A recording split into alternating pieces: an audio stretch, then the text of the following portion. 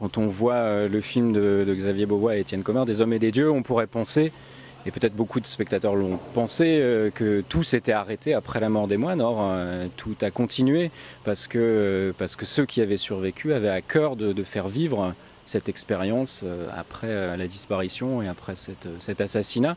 Donc il y a eu basculement au Maroc où Tibérine avait une annexe depuis 1988 et puis ensuite en 2000, il y a eu basculement à Midelt sur les hauteurs de l'Atlas. C'était un lieu qui correspondait un petit peu mieux à la vocation de Tibérine parce qu'il pouvait vraiment être dans l'échange avec les musulmans comme il l'avait été en Algérie. Et d'ailleurs, ce qui est très très fort à Midelt, c'est qu'ils sont allés d'une certaine manière beaucoup plus loin dans l'échange qu'en Algérie. D'abord, au Maroc, il n'y avait pas de guerre, donc c'était largement facilité de ce fait. Et puis, il n'y a pas le passé non plus colonial très très lourd, qui est celui qu'on connaît entre la France et l'Algérie.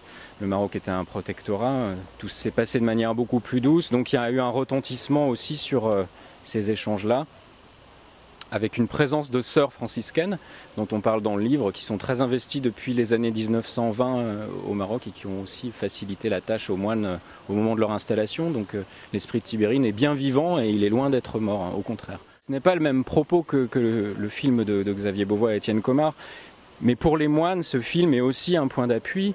Il peut servir à nourrir le dialogue avec les musulmans. Ils l'ont montré autour d'eux, ils ont fait circuler une copie. Beaucoup de musulmans marocains d'ailleurs découvrent cette histoire, sont complètement ébahis, voient donc les catholiques d'une manière différente. Ils ne pouvaient pas imaginer peut-être que ça puisse leur arriver. Et il y a un effet extrêmement fort et positif, profondément humain sur les rapports entre ces moines et la population alentour. Donc les deux se nourrissent mutuellement et ne s'opposent pas.